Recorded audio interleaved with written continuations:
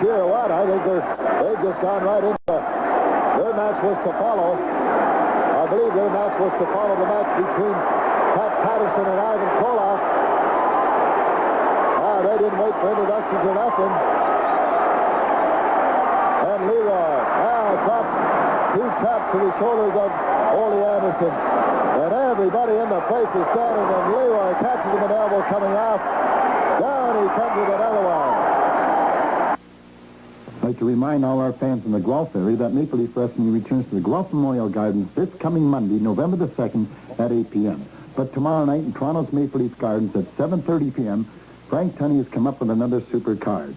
You'll see such stars as Terry Latham, Johnny Weaver, yours truly Billy Red Lions, the Russians, Chris Markoff and Nikolai Volkov. Killer Khan, he goes up against Paul Jones. Then for the first time ever in Toronto, a Texas Tornado team match. All 4 men in the ring at the same time. Greg Valentine and Ivan Koloff will take on Outlaw Ron Bass and Tony Cannonball Parisi. And finally, for the Canadian heavyweight title, no disqualifications in this match. Angelo King Kong Moscow goes up against the current champion, Big John Studd. Remember that new starting time tomorrow night, 7:30 p.m. in Toronto's Maple Leaf Gardens.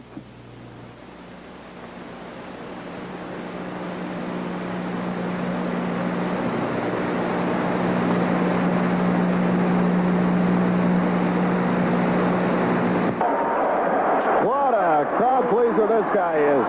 They have fallen in love with him at Maple Leaf Gardens. Well, have they ever. John, this guy, he could run for mayor here in Toronto, and I'm sure he'd win right now. Look at this. Ole Anderson. And he is no lightweight, let me tell you, at 250 pounds. Are you ready for that? Right, not over the shoulder, over the head. Now, Leroy Brown's got to stand around 6'6", 6'7". Takes out that Ole Anderson, pressed him right over his head. Then you wonder how Anderson was able to get up after taking a body slam like that. Bill, can you remember the last time that Ole Anderson was manhandled like that? I can't recall him ever being manhandled like this. There we see Anderson staggering around outside. He's trying to get the cobweb shaken out of his head. Get things back together. He reaches down there. He's picked up something. He picked up something, Bill. You're right. It may have been a couple of teeth, but no, we have a sneaky suspicion it's something else. Well, he picked up something. What did he do with it? Did he put it in his trunk? Cut his hand by the look of it. Got it in his hand. He's got it in his trunk somewhere, Bill, I believe. There's a good shot of Leroy. Look, he's got it out now. And whatever it is, it has stunned this house and Leroy Brown. Well, it's possibly a piece of that steel tubing that broke off of that fence earlier. Could have. This evening. Now he goes to work on the forehead of Leroy Brown. Terry Yorkson realizes that there's something missing here. Now he threw it away. Threw it away.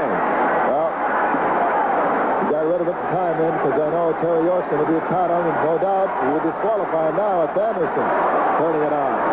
Good, hard right to the midsection, and now right to the back of the neck. Everybody shouting Leroy, Leroy. Ole Anderson in the driver's seat now. Yes, he is. Up he comes. In the meantime, Leroy had moved out of the way. And now, are you ready for that, John? Look at this, Leroy. He's dancing up and down. Not phasing him a bit what Anderson was doing to him. And now with 2 right across the neck, and look out, Ole. And down he goes again. And once again, Leroy comes out with a flying body press. Now that's 310 pounds, folks. I thought for sure that was going to be it. At 2.5. Leroy once again. Down goes Anderson once again. Down he goes again. Anderson tried, but no luck. And down again. How much punishment can he take? You begin to wonder. He's a big man, though. Anderson into the corner. Leroy Brown stunned for a few moments. But only a very few. Look out. Here comes Ivan Koloff.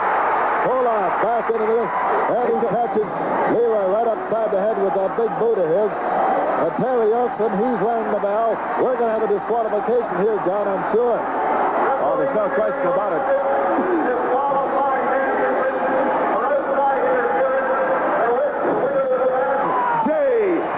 World heavyweight champion crowned. That situation could indeed occur again in the Maple Leaf Gardens on the 20th of February when Ric Flair, the NWA World Heavyweight Champion, defends that title against one of the most controversial wrestlers in the world today, Roddy Piper.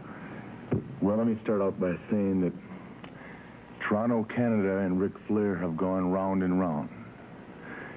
It's without a doubt one of the greatest sporting cities in the entire world. And Frank Tunney is without a doubt one of the greatest wrestling promoters to ever sign a wrestling match.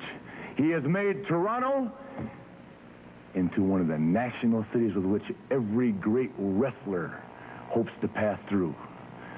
I'm the world champion. In Toronto, I speak your kind of language because I like competition. I like it at its best. Toronto, as we used to say, woo, it's going to be party time. Because, Piper, you and I are not strangers to each other, but you're not the world champion I am. And just as Toronto loves beautiful women and fine things, it's a beautiful city, Gordon. One of the most beautiful cities in the whole world. And they recognize greatness, they recognize beauty, woo, they recognize a man when he comes to town. So Toronto, woo, just as in the past, the world champion, Ric Flair, is going to walk that ramp, woo, looking as only he can look. And Roddy Piper, for thinking, Daddy, that you're a half the man I am, you're going to have to pay your dues. Toronto, Canada, the Big Daddy's coming, and it's going to be party time. Woo! Toronto, of course, the home of the CNE. It's fitting. The World Championship should be held there. People are talking.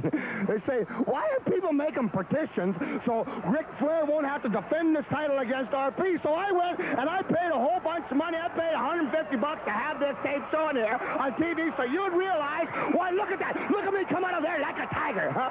Whoa, what happened to your idol? What happened to the great Ric Flair? Oh, that couldn't, he's not bleeding, is he? Oh, no. Oh, no. Yeah, no. He says, yeah, he's okay. Yeah, he's going to be able to come back. You see, what this is here, whoa. Oh, it's that lightning fast. He moves like lightning, sounds like thunder. Look at that. Oh, Ric Flair's rocking. Ric Flair cannot. Oh, down goes Ric Flair again.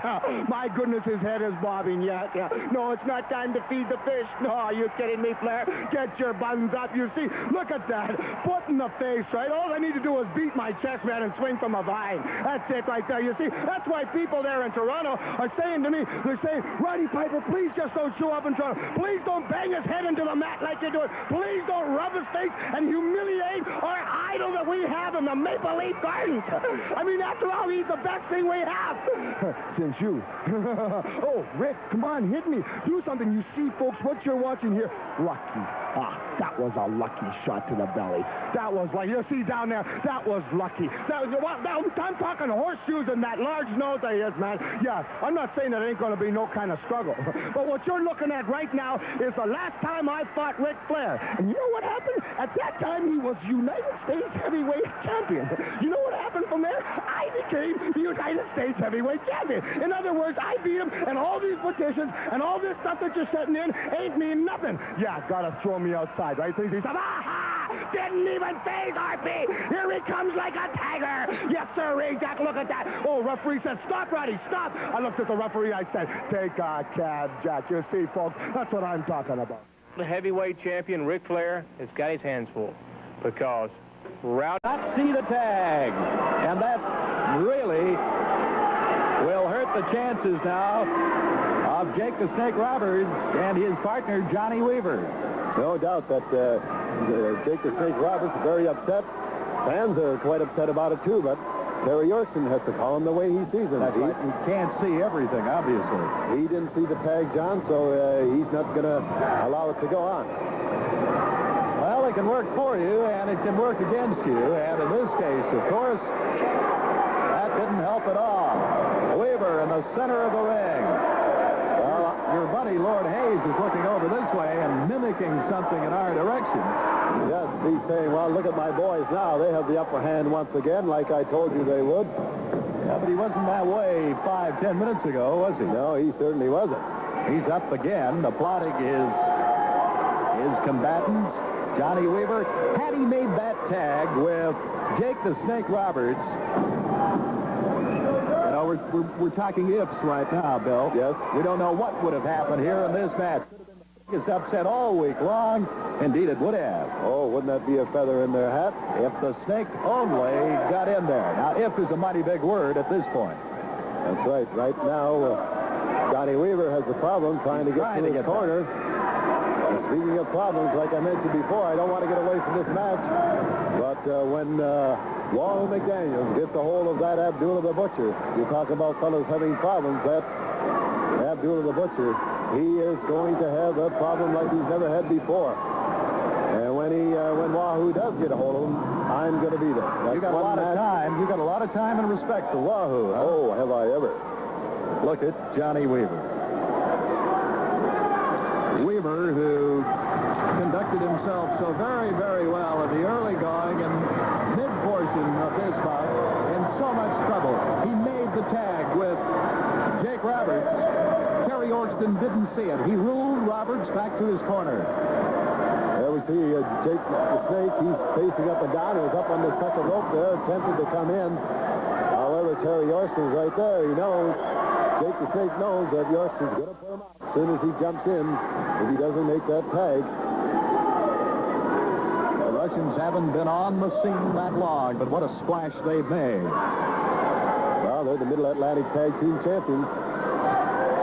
So whether, you know, a lot of times you don't like to admit that these fellas are as good as their manager claims they are, but they like, a good move by Johnny Weaver, and in comes Jake the Snake, and is he going to work? How's that for left and right, John? He's got both of them now. Double trouble for the Russian. Now this is what we had anticipated earlier. Oh, and look at Lord Alfred Hayes. Look at Lord Alfred Hayes. He's standing. Notice he's not looking back here now. He's concerned. In comes Weaver. What a barn burner. All four in the ring now. Like I said, John, this could turn into a 4-5 ball. Oh, and down they go. Everybody in the arena is standing. Johnny Weaver puts Markoff in the sleeper. Up comes Volkoff from behind. Oh, and I thought he was going to catch a ball there. Down comes Roberts. Pulls him out. Weaver on top. In the meantime, Terry Yorkson is occupied with Nikolai Volkoff. Back he comes 1, a 2, and a 3.